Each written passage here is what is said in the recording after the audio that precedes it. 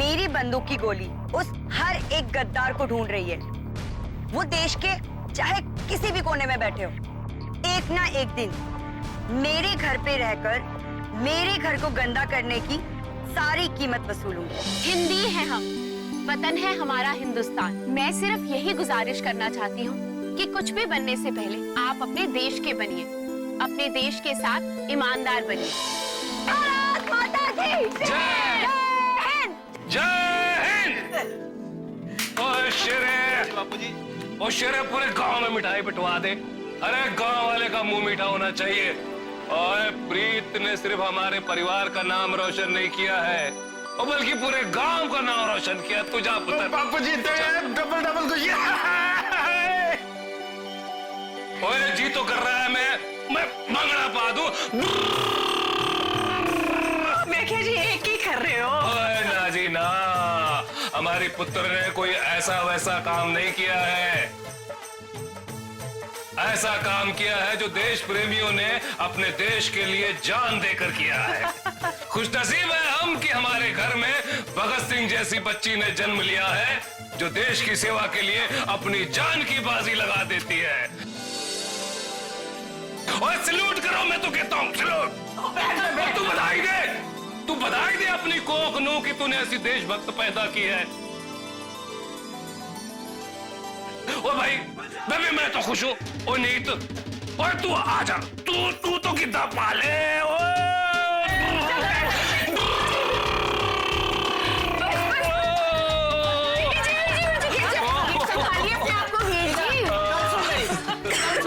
आराम नाल बैठ जाएगा। सांस फूलने लगी है तेरी। ओए मेरी सांस क्यों फूलेगी बेबे, क्यों फूलेगी भाई? है फिर ये तो अभी ट्रेलर है। असली बंगड़ा तो मैं प्रीत दे व्याह विच पाऊंगा। पागल हुआ है बावले, बेटी की शादी पे बाप भांगड़ा नहीं डालता। आंसू बात है। बीजी, यही बेटी हम सबको खून के आंसू भी रुलाएगी। वीर जी, अब तो प्रोग्राम भी खत्म हो गया है, अब मैं चलूं? ओए रुक, शेरा आ जाए फिर छोड़ देगा तुझे। अरे शेरा ना जाने कितने बजे आएगा, और वैसे भी शेरा के पास कितने काम है, उसे यहीं रहने दीजिए। मैं अकेले चली जाऊंगी। कल भी उन्होंने कहा था कि आ जाना, कल भी मैं नहीं पहुंची। अगर आज भी नहीं टाइम पे पहुंची ना, तो कितनी बातें सुना देंगे वो लोग हमें। चल मैं छोड़ा। तो कल नहीं जाएंगी? हाँ बेबे, जाना तो पड़ेगा ही ना।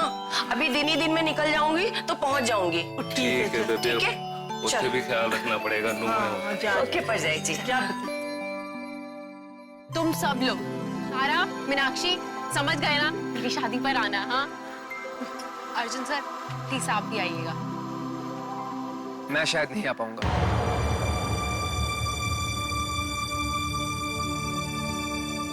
सर मैं जानती हूँ, मुझे भी अफसोस है कर्नल सर का,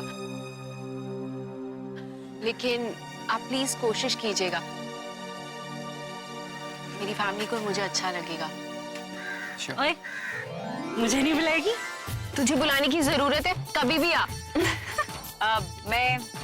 मैं बाबा से मिलके उसके बाद सीधे हल्दी सेरेमनी में जाऊंगी। मैं तो सीधा जा रही हूँ प्रीत के साथ। तो तुम लोग सीधे यहाँ से प्रीत के घर जा रहे हो? बाकी किसी का तो मुझे पता नहीं, पर मैं तो सीधा जा रही हूँ। हाँ सर, आप दिया को जरूर लेकर आइएगा।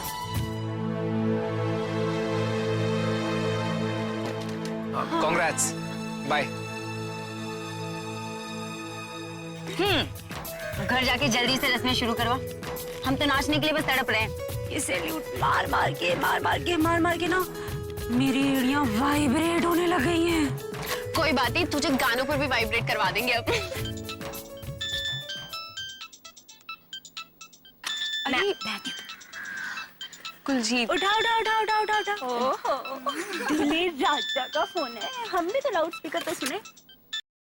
तुम्हारी स्पीच सुनी मैंने टीवी पे, अच्छा भाषण देती हो। पता है प्रीत, मैं तो सोच रहा हूँ कि मैं भी आर्मी ज्वाइन कर ही लेता हूँ। आर्मी वाली को ज्वाइन कर तो रहे हो आप, सारी की सारी टेक्निक सिखा देगी। जीजा जी। प्रीत, तुम अकेली नहीं हो वहाँ? बीएमए के सारे लोग हैं और पता है सब लोग सारी बातें सुन रहे हैं। प्रीत, मैं बाद में बात करता हूँ। ओके। हाँ, मैं बाद में फोन करती हूँ। क्या तुम लोग यार कमाल करते हो, शर्मिंदा ही कर देते हो उसको हर बार। अभी शर्मिंदा किया कहाँ है? शादी में आने तो दे, फिर देख शर्मिंदा कैसे किया जाता है। साक्षी कहाँ गई? कहीं नहीं, वो तो अपने वाले से बात कर रही थी ना, तो उस बेचारी का भी मन कर गया होगा अपने वाले से बात करने का। ओह चलो चलो।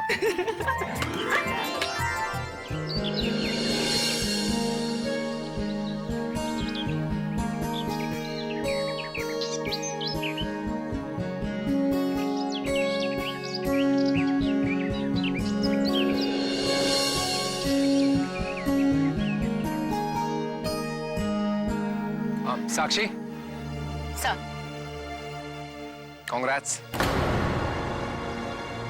Thank you. वैसे तुम चाहो तो मैं तुम्हें घर छोड़ सकता हूँ। नहीं, मैं चले जाऊंगी। Thank you so much. दरअसल मुझे कुछ बात करनी थी।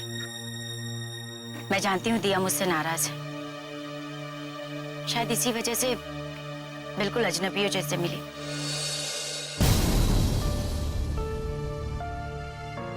मेरी आपसे रिक्वेस्ट है, अगर हो सके तो आप उसे समझाने की कोशिश कीजिए। मैं कभी उसका बुरा नहीं चाहती और ना ही चाहूंगी। अगर मुझसे कोई गलती हुई है तो अपनी बड़ी बहन समझकर माफ कर दें प्लीज। दिया को समझाने की मैंने भी बहुत कोशिश की, वो कुछ सुनने को तैयार ही नहीं है। तुम्हें उससे बात कर लो। नहीं सर, मैं उससे बात करूंगी। हो गया आप लोगों का? हाँ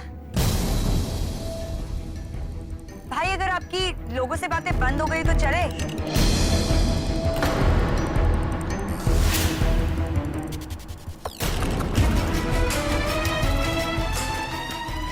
चलिए।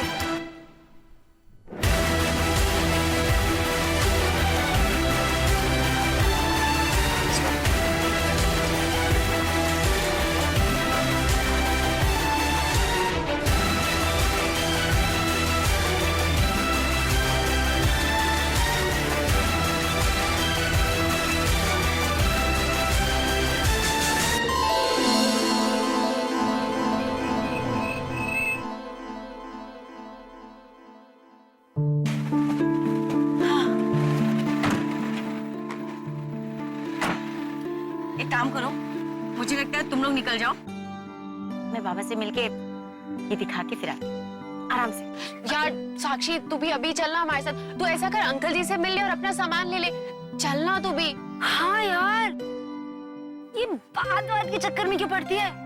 आज रात को चल, बहुत धमाल करेंगे। चल चल चल चल, चल। ठीक है, बाबा से पूछती हूँ।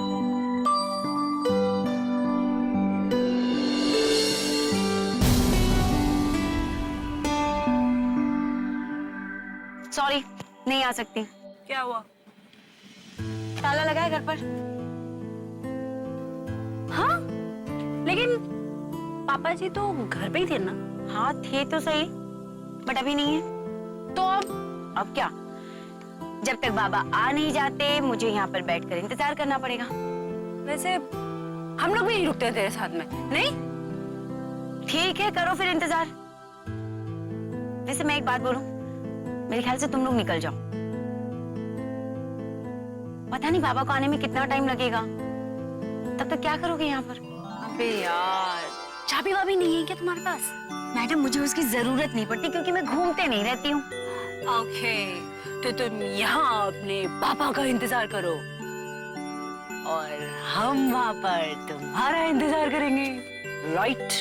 ओके बच्चन साहब। वैसे ये बच्चन साहब नहीं, कुछ अजीब सा ही हो गया ना, पता नहीं। चल, फोन आ रहा है यार। अरे घर से फोन है। चल चल जल्दी कर। हाँ चले। शायद घर वाले फिक्र कर रहे होंगे। तो चल, मैं बाद में आ रही हूँ ना। चल ठीक है, तू आ जल्दी। हाँ हाँ हाँ, पक्का पक्का।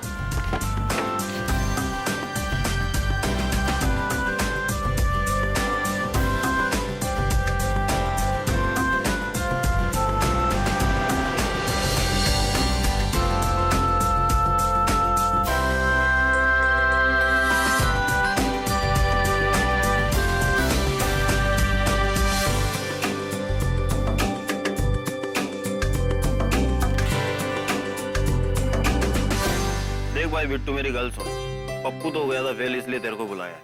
काम टाइम पे कर लेना, हल्दी का प्रोग्राम है, कहाँ कहाँ डेकोरेशन होनी है देख लेना, ठीक है? जी जी, बस आप बेफिक्र रहिए, आपने काम मुझे सौंपा है ना, इसलिए तो चिंता हो रही है। हाँ जी, देखिए इधर लगेगी अपनी फूलों वाली लड़ियाँ, बाहर अपा लगाएंगे झालर, और बाहर से लेके अंदर तक रेड कारपेट। वो जी सबका रेड कारपेट वेलकम। ना यार, रेड कारपेट रहने दे। रेड कारपेट के ऊपर वो हल्दी के निशान लगेंगे, तुम लोग एक्स्ट्रा चार्ज करोगे ही नहीं? जी वो तो है, मगर एक बार सोचिए आप। ना ना ना, बिल्कुल नहीं। तो जी ठीक है, फिर मैट ही बिछा देते हैं। देख भी विमल, बाहर से लेके अंदर तक मैट, ठीक है? इधर लगेगी फूलों वाली लड़ियाँ और बाहर लाइटों वाली झालर, LED लगाना, ठीक है? जी साहब, लेकिन मैं सोच रहा था कि फूलों वाली लड़ियाँ जो है उधर के बजाय अगर इधर लगाते तो ज्यादा अच्छा रहता, और घर के बाहर फूलों वाली लाइट अगर लटकती तो ज्यादा ठीक था। दिन में वैसे भी कौन जलाएगा? देख, तू मुझे मत समझा। बिट्टू सही तो कह रहा है यार वो, हैं? थैंक यू यार विमल। वैसे भी हल्दी का प्रोग्राम है, दिन में है, लाइटें कौन जलाएगा? ठीक है, फूलों वाली लड़ियां लगा देना यहाँ और वहाँ। ठीक है, जैसा आप कहें। मेरा काम तो आपको सलाह देना है, बाकी आपकी मर्जी।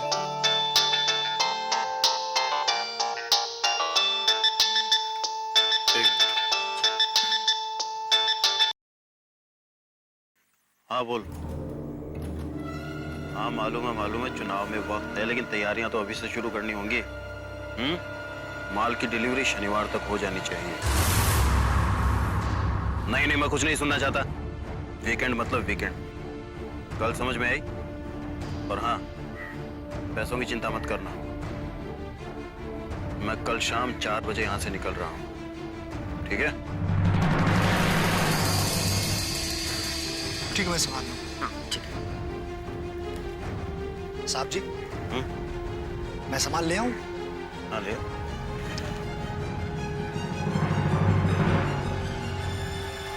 तो इसका मतलब है कि चुनाव से कुछ ही दिन पहले उसकी गतिविधियां बहुत तेज हो जाएंगी। और यही वक्त है अर्जुन जब हम शेरा और उसके बाप को रंगे हाथ पकड़ सकते हैं।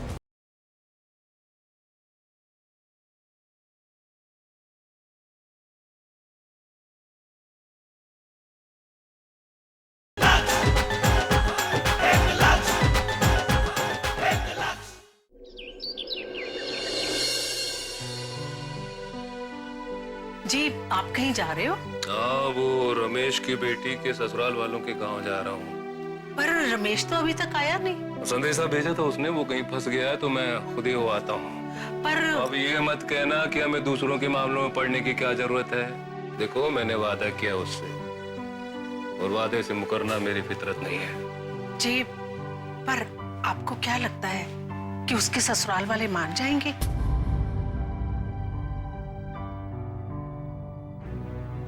शुभ शुभ बोल।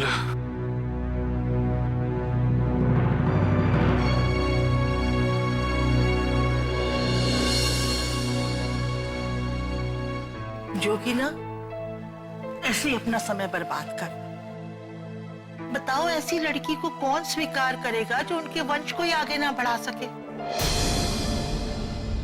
और मान लो उसके घर वाले मान भी गए, तो समाज तो नहीं ताने देना छोड़ेगा। और एक बार ये बांझ होने का श्राप आपको लग जाए ना, तो लड़की का तो जीना ही हराम हो जाता है, जिंदगी नरक हो जाती है उसकी।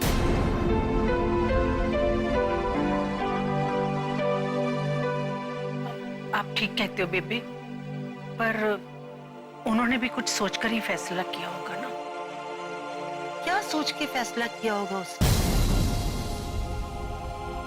जब से वो प्रीत को लेके हॉस्पिटल से घर आया, पता नहीं किन ख्यालों में खोया रहता है, क्या सोचता रहता है। नहीं बेबी, मुझे तो ऐसा नहीं लगता। अरे तुझे क्यों लगेगा? तू तो खुद अपने ख्यालों में खोई रहती है। क्या सोचती रहती है मैंने नहीं पता। अरे जिसकी बेटी की शादी हुए उस घर में ऐसा माहौल, सिवाय शेरा को छोड़कर किसी के चेहरे पे तो मुझे खुशी नजर ही नहीं आती।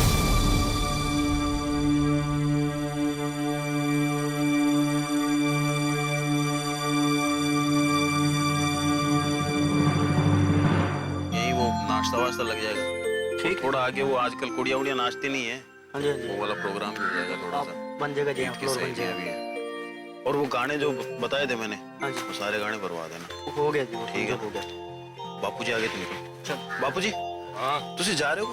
हाँ, थोड़ा काम पे जा रहा हूँ, ते शाम तक वापस आ जाऊंगा। ठीक है बापू जी। अच्छा ये तेरा डेकोरेशन कब तक चलेगा भाई? वो केटरिंग वाले को भी बुलाना है, उन्होंने भी तो तैयारी करनी है ना। बापू जी बस जल्दी खत्म हो जाएगा, मैंने समझा दिया इन्हें अच्छी तरह, फिर मैं भी चला जाऊंगा बापू जी। ठीक है, तो देखो सुन, हाँ। वो तेरे वेडिंग प्लानर के भरोसे कुछ ना छोड़ना। हाँ, फिर वो मैयत वाली तैयारी न लेके बैठ जाए। नहीं नहीं बापू जी, मैंने अच्छी तरह समझा दिया इस बार। मैंने बोला भाई ढंग से काम करना, बापू जी को पसंद आना चाहिए। ठीक है, वो चल फटाफट निपटवा। अब बापू जी हाँ आप भी जल्दी आ जाना। हाँ, मैं आ जाऊंगा। ठीक है बापू।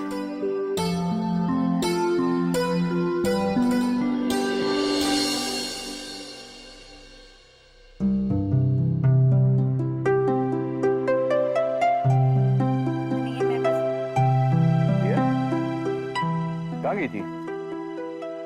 मेरे साथ फंक्शन पे आई थी। फंक्शन कैसा था? बहुत अच्छा। क्यों दिया? जी भैया, भैया मैं कमरे में जाऊँ।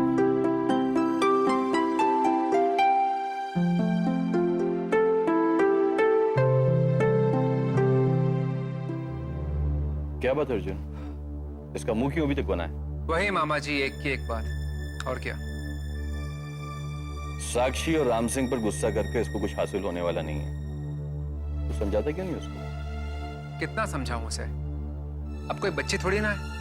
अगले ही महीने उसकी पोस्टिंग है, फिर क्या करेगी वो? खैर, जिंदगी अपने आप उसे सब कुछ सिखा देगी। सब मालूम पड़ जाएगा कि कब क्या करना क्या नहीं करना है। सबसे छोटी है इसलिए बहुत बिगड़ गई है।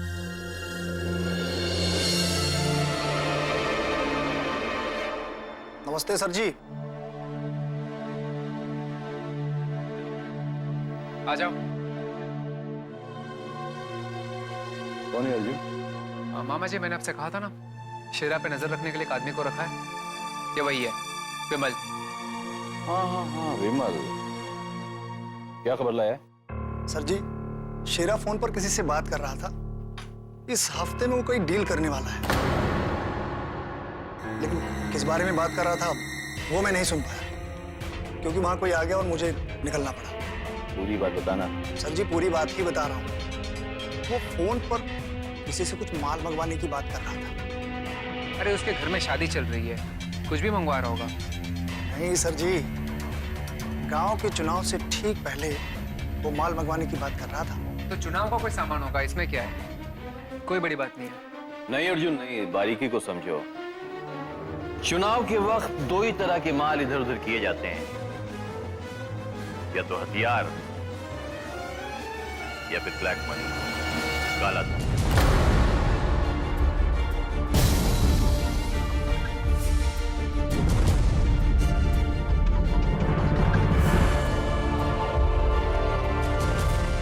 तो इसका मतलब है कि चुनाव से कुछ ही दिन पहले उसकी गतिविधियां बहुत तेज हो जाएंगी। और यही वक्त है अर्जुन जब हम शेरा और उसके बाप को रंगे हाथ पकड़ते हैं।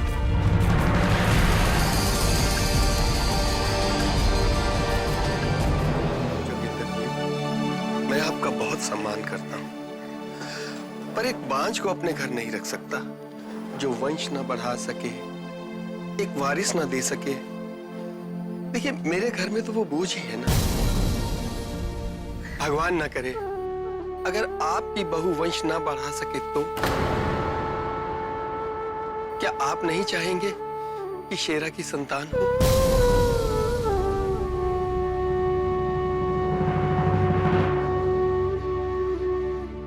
अगर रितु की किस्मत में बच्चा नहीं है तो ना सही, लेकिन उसकी फूटी किस्मत पर हम अपना घर तो बर्बाद नहीं कर सकते।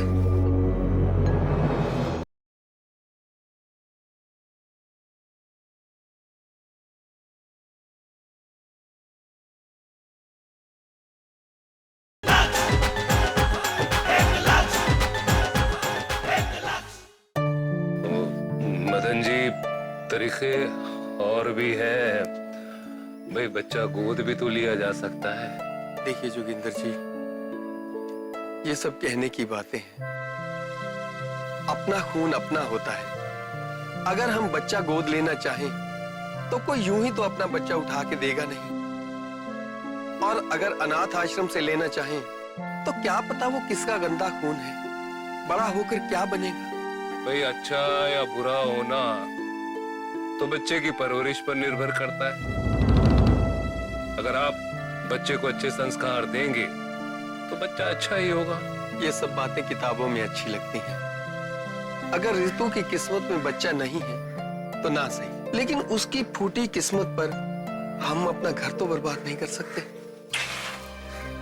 मदन जी, माना कि किस्मत की लकीरें हम नहीं बदल सकते हैं भाई, लेकिन इंसानियत के नाते कोई ऐसा भी तो काम नहीं करना चाहिए कि जिससे किसी का दिल दुखे या किसी का घर ही उजड़ जाए।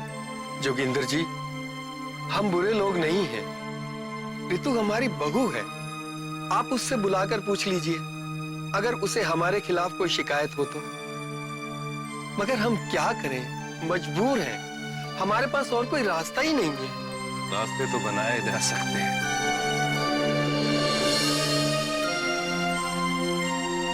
और हमें कोई ऐसा रास्ता बनाना होगा जिससे दोनों घरों की खुशियां बरकरार रहे। जोगिंदर जी, आपको क्या लगता है हमने कोशिश नहीं की? पूरे 1 साल से इलाज पर पानी की तरह पैसा बहा रहा, पर क्या हुआ?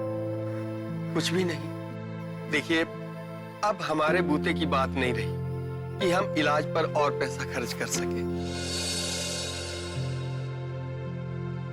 मदन जी, आप एक काम करिए, आप बच्ची को लेकर चंडीगढ़ चले जाइए डॉक्टर चड्डा के पास। वो इनफर्टिलिटी एक्सपर्ट हैं। मुझे दुनिया जहान से लोग उनके पास आते हैं इलाज कराने के लिए। बाकी चीजों की आप चिंता मत कीजिए। मैं आपको वचन देता हूं कि आपकी बच्ची के इलाज में जितना भी खर्च होगा वो मैं खुद करूंगा। आप एक बार वहां चले जाइए। चलिए, आप कहते हैं तो ये करके भी देख लेते हैं। मगर मेरी आपसे एक विनती है, अगर हमें वहां से भी निराशा हाथ लगी तो फिर आप हमें कुछ नहीं कहेंगे, हमें हमारे हाल पर छोड़ देंगे। ओए, पहले से हिम्मत नहीं हारते मदन जी। तुसी एक बार चंडीगढ़ जाओ तो सही चड्डा साहब के पास। जी ठीक है, हम आज ही चले जाएंगे। अच्छा जी। और रब पे भरोसा रखो, सब अच्छा ही होगा।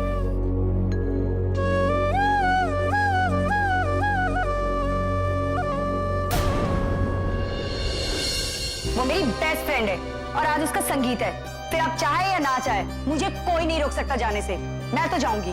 दिया, तुम मेरी बात तो समझो। तुम प्रीत के घर नहीं जाओगी। मुझे वहां जाने से कोई नहीं रोक सकता। बस भैया, आप मुझे छोड़कर आ रहे हैं और मुझे कोई नहीं रोकेगा। और वैसे मैं क्यों ना जाऊं उसके घर? क्योंकि प्रीत का बाप तुम्हारे बाप का कातिल है। नहीं, ये सच नहीं है भैया। मामा जी झूठ बोल रहे हैं ना? ये सच है।